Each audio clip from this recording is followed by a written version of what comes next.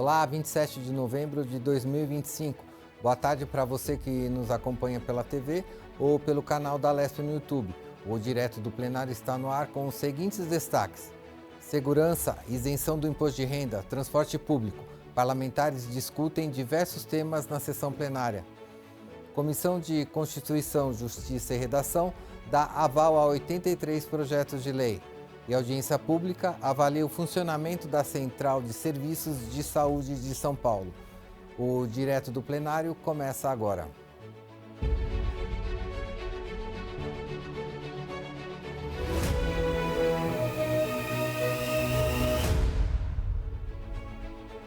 A partir das 14 horas tem sessão plenária com o Pequeno e Grande Expedientes. E você acompanha tudo ao vivo aqui na Rede Alesp.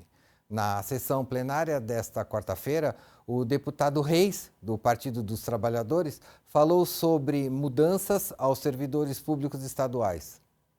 No dia 20 de novembro agora, publicou no Supremo Tribunal Federal a certidão de trânsito em julgado da ação direta de inconstitucionalidade 7676, proposta pelo Partido dos Trabalhadores. Na época, a pedido nosso, nós pedimos para que o PT nacional entrasse com essa ADIM, e os funcionários públicos do Estado de São Paulo, todos os funcionários públicos podem, então, comemorar que agora, com o trânsito em julgado, estou aqui com a certidão, né? Certifico que o acordo, decisão transitou em julgado em 20 de 11 de 2025, Brasília, 24 de novembro de 2025, Régis Augusto Souza da Cunha, Supremo Tribunal Federal. Então, esse negócio do funcionário público voltar no tempo acabou. Acabou. Nós, do Partido dos Trabalhadores, colocamos fim a essa injustiça praticada pelo governo do Estado de São Paulo contra os servidores públicos. Atinge os policiais civis, os policiais penais, os policiais técnico-científicos, professores, diretores, todos aqueles que têm nível no cargo, classe e nível no cargo, funcionários do Tribunal de Contas, do Tribunal de Justiça, da Defensoria, todos podem, se tiver tempo para se aposentar, foram promovidos, não precisarão esperar 5 anos. Já a deputada professora Bebel falou sobre melhorias para o sistema de educação estadual. Nós tivemos na última semana, uma vitória fantástica. A gente sempre consegue as liminares, né, de forma pontual. Até vou pedir para o nosso grande técnico Machado colocar para mim na tela, mas eu quero mostrar o que significa essa liminar que suspender os dispositivos ilegais das resoluções número 95, número 132 de 2025, e que, lamentavelmente, né, acaba criando injustiça na atribuição de aulas, nos direitos dos professores, que mesmo dando aulas, dependendo, né, da aplicabilidade de uma destas resoluções, eles são demitidos, se forem em categoria O, né, admitido de forma precária, mas, se forem também efetivos, tem redução de jornada e fica adido, né, o que é muito ruim. Foi sancionado o projeto de lei que isenta do imposto de renda quem ganha até R$5 mil por mês. O deputado Eduardo Suplicy destacou as mudanças para os trabalhadores. Esta medida representa um avanço fundamental na construção de um sistema tributário mais justo para a população trabalhadora e para a classe média. Em agosto, quando eu tratei nesta casa do projeto de lei 1087 de 2025, destaquei que a reforma do imposto de renda tinha potencial para beneficiar milhões de brasileiros e corrigir distorções que pesam há décadas sobre quem ganha menos. Agora, com a lei sancionada, esta transformação se torna realidade. De acordo com as informações divulgadas pelo governo federal, pela imprensa, cerca de 15 a 16 milhões de contribuintes deixarão de pagar o imposto já a partir de 2026. Esta é uma das promessas centrais de campanha do presidente Lula, aprovada por unanimidade no Senado e fortalecida por um amplo consenso social sobre a importância da justiça tributária. A medida vem acompanhada de uma tributação mais adequada sobre as rendas muito altas. Lucros e dividendos acima de R$600 mil anuais passarão a ser taxados em até 10%, contribuindo para manter a neutralidade fiscal e para corrigir desigualdades profundas. O deputado Luiz Cláudio Marcolino destacou as reivindicações dos servidores da saúde ao governador Tarcísio de Freitas. Trago aqui novamente a reflexão que eu tenho feito todas as quartas-feiras em relação à negociação que foi feita entre o Sinsaúde e o governo do Estado de São Paulo. Aqui tem a carta que foi encaminhada mais uma vez ao governador do Estado de São Paulo, governador Tarcísio, que trata dos 4 pontos da negociação do dia 17 de julho de 2025, em relação à bonificação por resultados, o auxílio alimentação, a gratificação do desempenho de apoio à assistência médica, servidor público estadual GEDANSP, e a parte também do prêmio de incentivo, dos quais 2 desses itens já eram para ter sido pagos desde o mês de setembro, mas 2 itens têm que ser pagos até o final do mês, até o final de dezembro. Estamos chegando agora já no mês de dezembro, a partir da próxima semana, e até agora o governador do Estado de São Paulo, o governador Tarcísio, não está respeitando a negociação que foi feita com o Sinsaúde. Agora é importante trazer, Machado, de colocar aqui alguns elementos, que agora os servidores da saúde estão inovando. Então, tem aqui o símbolo dessa campanha, que é a coxinha, mostrando aqui que o Tarcísio, será que ele consegue almoçar com apenas R$12? É isso que o governador Tarcísio paga aos servidores da saúde do Estado de São Paulo, apenas R$12 para o trabalhador da saúde se alimentar. A deputada Letícia Aguiar, do PL, falou sobre a prisão do ex-presidente Jair Bolsonaro essa semana em Brasília. A vida pública exige da gente coragem, posicionamento, firmeza, resiliência, mas exige coerência. E é em nome da coerência que estou nessa tribuna hoje para dizer que estou aqui porque fui inspirada.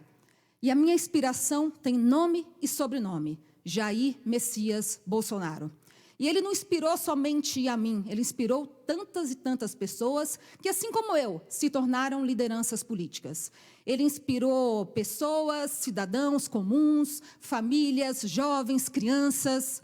Mais do que um movimento, Jair Bolsonaro criou um sentimento de despertar uma nação, um sentimento de mudança, de uma sociedade sedenta de verdade e justiça. Bolsonaro criou um sentimento em cada um dos brasileiros por lutar por essa justiça, por despertar essa nação que estava calada, silenciada, uma nação que precisava de um porta-voz. E Jair Messias Bolsonaro foi esse porta-voz. Essa mudança que a gente tanto esperou, essa mudança que veio e aconteceu, porque o povo brasileiro fez parte dessa mudança. E nós fizemos parte dessa mudança não apenas para lutar e combater os escândalos de corrupção, não apenas para lutar e combater contra as ideologias de esquerda nefastas, que nós não concordamos, mas nós fizemos parte dessa mudança enquanto povo brasileiro, para que, de fato, as coisas mudassem. O deputado Danilo Campetti também se manifestou sobre a prisão do ex-presidente Jair Bolsonaro. A narrativa nada mais é do que uma versão dos fatos. Na maioria das vezes é uma mentira. Como no filme Carandiru, se construiu uma narrativa, essa narrativa virou um processo, que virou um julgamento, que virou pena. E hoje nós temos essas pessoas, por favor, pode colocar a imagem, cumprindo penas absurdas, desproporcionais, inocentes, que a história provará, e eu faço questão de deixar registrado que são inocentes. Presidente Bolsonaro, E todos esses que estão aí, salvo aquele que foi compelido a delatar e que fez 7 versões de uma única delação. A história vai dizer que todas essas pessoas são inocentes. A história vai dizer e vai lembrar que o presidente Bolsonaro foi julgado por juízes que eram inimigos capitais dele. A deputada Fabiana Bolsonaro também falou sobre a prisão do ex-presidente. Hoje, nesta semana, vimos o maior absurdo que já aconteceu. Sempre o meu presidente que me representa, Jair Messias Bolsonaro, finalmente conseguiram o que queriam, prendê-lo, para ter a foto, só para isso. Um homem inocente, um homem íntegro, um homem honesto, um homem que nos ensinou a ter forças para lutar e não admitir corrupção, não admitir coisas erradas, não admitir aborto, não admitir e achar normal drogas, não admitir e achar normal roubos, não admitir e não achar normal tudo que é de errado, que já estávamos até desanimando da nossa sociedade. Mas quando ele chegou para mudar. Muitos sabiam que essa mudança ia acontecer, e eu vou pedir para passar agora para a segunda foto.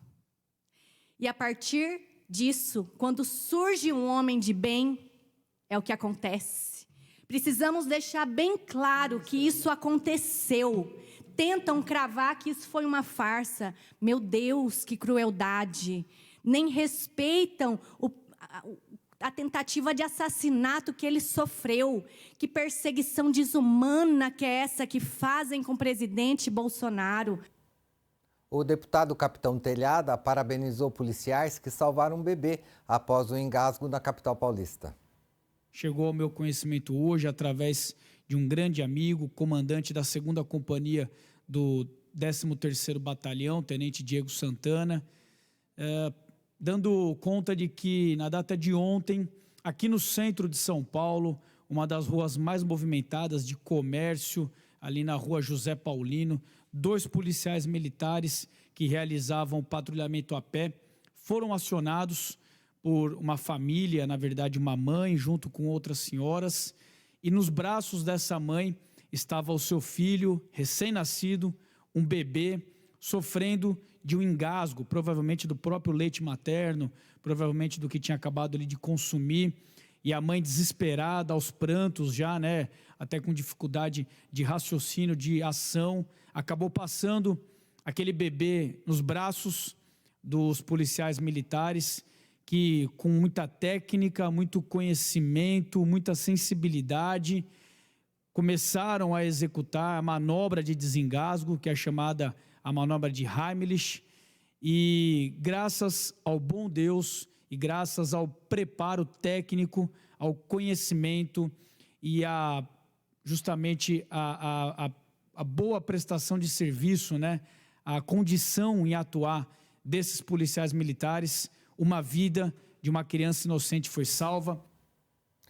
O deputado Donato, do PT, ressaltou a dificuldade de deslocamento dos moradores de Juquitiba e São Lourenço da Serra para a capital paulista. Vocês têm uma situação de transporte público caótico, regulado hoje pela Artesp, que incorporou a antiga MTU.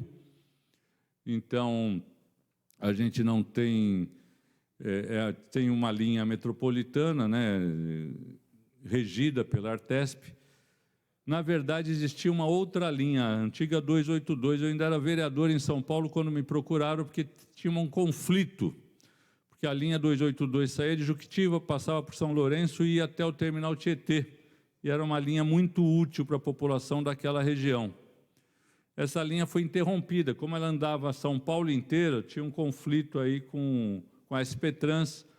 Eu fui, reuni com prefeitos, levei vereadores, reuni na SP Trans e a gente conseguiu uma negociação que essa linha iria não até mais o terminal Tietê, mas até o terminal Vila Sônia, da linha 4 do metrô. Chegou a se instalar o totem lá para ter a linha, mas a linha não foi instalada. não se sabe as razões que a linha não foi instalada, mas a linha foi extinta. E hoje, para vir para São Paulo, a população de Juquitiba e São Lourenço, quem conhece aquela região, eles fazem o caminho maluco. Sai de Juquitiba, passa por São Lourenço, depois entra por Itapecerica e vai até o Valo Velho, na divisa com São Paulo, lá pega um ônibus para ir para o metrô Capão Redondo. A deputada Ediane Maria, do PSOL, falou sobre o projeto de lei aprovado em plenário que reestrutura políticas de assistência social no Estado. Ontem passou o SUAS, Sistema Único de Assistente Social, que é igual ao SUS. É a mesma coisa, não desliga. Porque se existe o SUAS, se existe o SUS, é porque existiu vários movimentos da sociedade civil que se organizaram, assistente social, que estão na base, que são aqueles que falam com quem mais precisa, de uma política de habitação, de uma política de combate ao feminicídio, à violência doméstica, à falta da creche, as crianças que estão passando fome, várias inclusive, aqui no estado de São Paulo, que ainda vai para a escola de lata. Quando eu olho para essa casa e eu vejo esse retrocesso, eu vejo que é uma casa fadada ao fracasso. Então, quando a gente olha, nós temos que entender o que está em jogo no nosso país.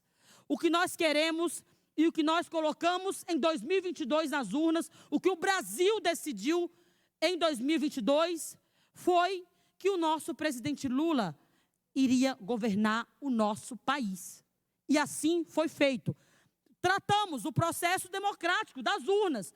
Urnas essas que foram atacadas, deslegitimadas, mas que todos os parlamentares que estão em todas as câmaras legislativas foram eleitos pelas urnas eletrônicas. O direto do plenário faz um rápido intervalo. Continue com a gente, até já.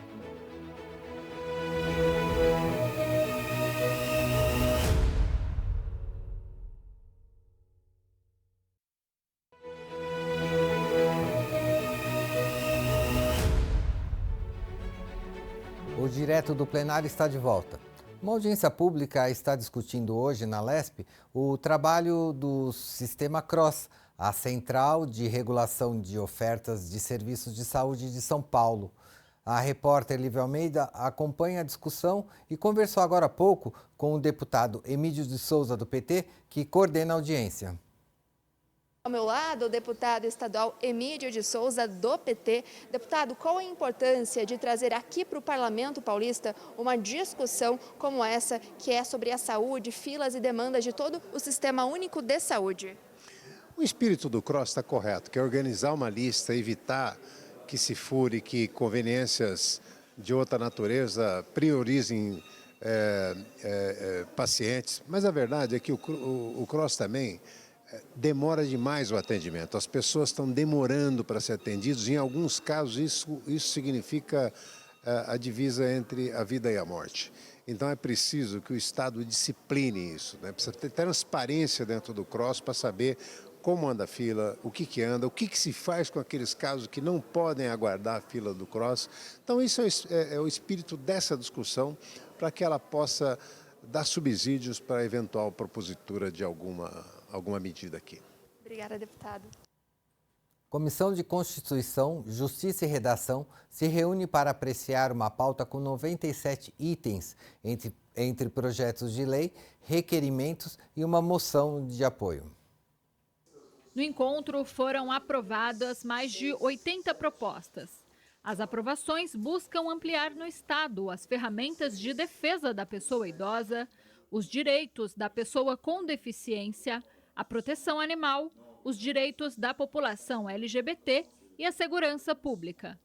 O deputado Reis, do PT, foi relator de 24 propostas aprovadas, entre elas o PL 258 de 2025, que obriga as operadoras de telecomunicações do Estado a informarem as autoridades policiais sobre o uso de números de celular, dados e perfis utilizados para fraudes e o bloqueio automático das linhas envolvidas. Esse projeto é muito importante. Eu, que sou investigador de polícia e trabalhei na delegacia do Campo Limpo fazendo boletins de ocorrências, e várias denúncias chegam para a gente de golpes usando celulares. Então, que as empresas fossem notificadas, é o que o projeto prevê, e o bloqueio imediato, porque isso poderá reduzir ou até evitar os golpes que acontecem no dia a dia, que é usado pela internet, por celulares, tem tudo quanto é tipo de golpes. Outro projeto aprovado foi o que institui o Passe Livre Mãe Paulista.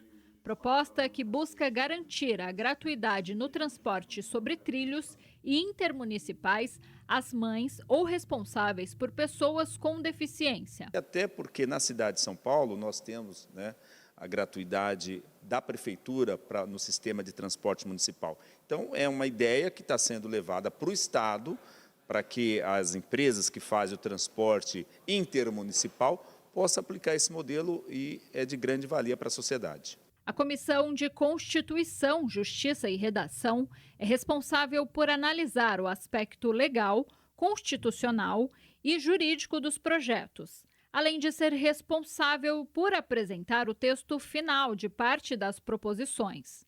As propostas aprovadas pelo grupo ainda seguem para a apreciação de comissões temáticas antes de serem apreciadas no plenário da Casa. Então, nós demos o quórum e foi produtivo porque todos esses projetos foram aprovados nessa reunião da Comissão de Constituição e Justiça e vão poder tramitar nas outras comissões e, obviamente, que a gente espera que possam ser aprovados, levados ao plenário, né, e produzir os seus resultados.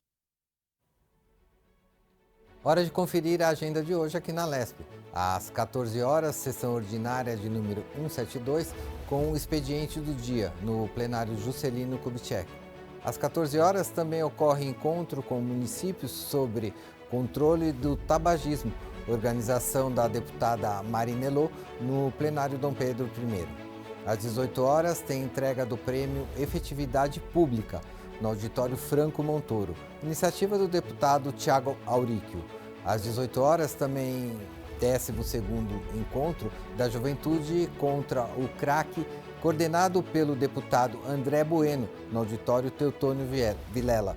O direto do plenário fica por aqui.